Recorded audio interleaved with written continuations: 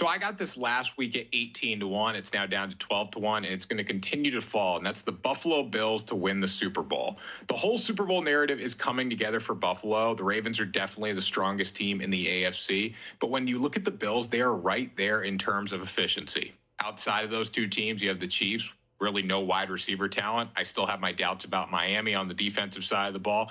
And then Jacksonville's really fallen apart and hit a wall. So looking at this AFC right now, it is wide open. And the Bills, since ditching Ken Dorsey at offensive coordinator, bringing in Joe Brady to call the plays, this offense has looked extremely patient. And they finally found that run game with James Cook. And that's really helped Josh Allen light it up through the air as well, especially in the play action game. They have the weapons on offense. The injuries are there on defense, but still the front seven's finding ways to get pressure, and that's really helping out this entire defense. For 12-1 odds, you just can't simply beat the value.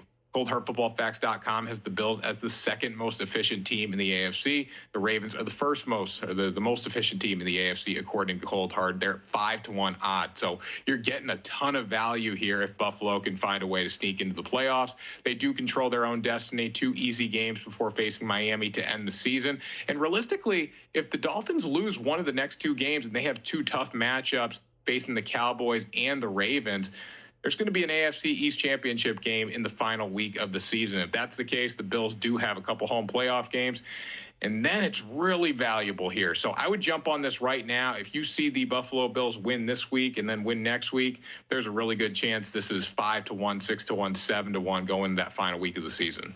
So apparently Trevor Lawrence is progressing, but it doesn't mean he's going to be healthy or is going to play on Sunday. He was skipping the football all over the field against the Ravens last week. It didn't look good. It looked like a very serious concussion. So my thoughts are your franchise quarterback, even though this is a very important game, he doesn't play. That means I'm going to be on the Buccaneers on the money line here at -140. Looking at this Bucs team, it was better to bet it earlier in the week just because you were getting that pick'em spread. Now you're getting up to a field goal, but still, I do like it with the Buccaneers. The Jaguars offense has struggled at times with Lawrence, so with C.J. Beathard, I'm going to stay away from them in every single capacity here. And this Buccaneers team has really been heating up. But I want to talk about their defense first. This defensive unit is very good, and I don't think they get enough respect. They're 4th in the NFL when it comes to opponent red zone touchdowns. They are very strong in that area of the field, and that's what it takes to win. When you can force field goals, you always give your offense a chance here.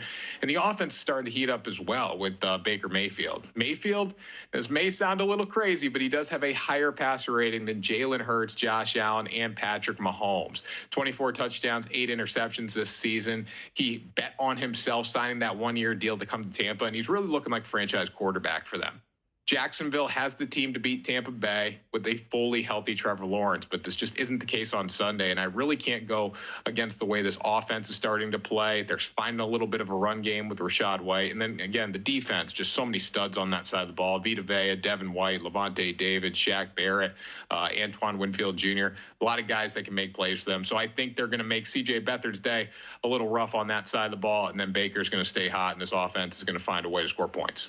Yeah, we're going to find a team that wants to step up, right? Both teams have problems showing up in the big game, and I think the Cowboys are going to be the team that shows up in this one, though. I do have my fears about Miami on defense. They have played a lot better as of late since Jalen Ramsey returned to this unit.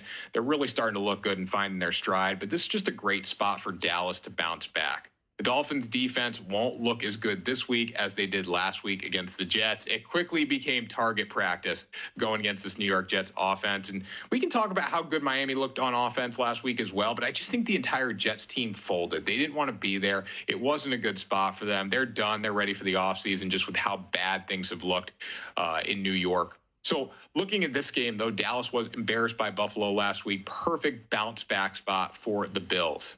Really struggle on the road, but it's much easier to play a road game in December in Miami than earlier in the season. It's also much easier to play a road game in Miami than going on the road to Buffalo as they had to do last week. There's one stat that really caught my eye on ColdHardFootballFacts.com, stat called Intelligence Index, which measures how well teams play in situational football. Cowboys are 3rd and the Dolphins are 13th.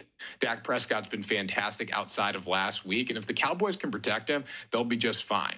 When you look at Miami, they rank 19th in defensive rusher rating. I think we're going to see a big game from Tony Pollard here and a lot of play action with Dak Prescott. And then when Miami's on offense, Dallas can counter what they do. Cowboys are a smaller front. We saw them get beat up a little bit last week. But to beat Miami, you need to be fast. You need to be able to rush the passer, and that's exactly what they can do here. So this game comes out to who gets started the fastest, and I think Dallas is going to come out on fire. And also, this sets up an AFC East championship game in the final week of the season that the Bills can continue to win, and Miami does lose one of the next 2 games. So I think that's bound to happen as well. Another reason to go with Dallas here.